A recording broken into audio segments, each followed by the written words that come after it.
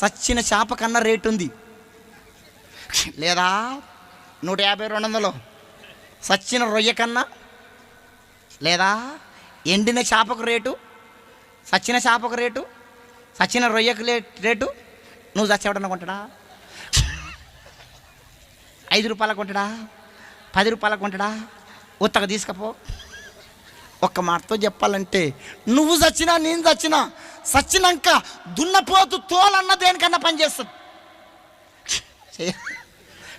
చేయదా? దున్నపోతు తోలన్నా చెప్పరే, నీ తోలు నా తోలు, నీ తోలు నా తోలు. నువ్వు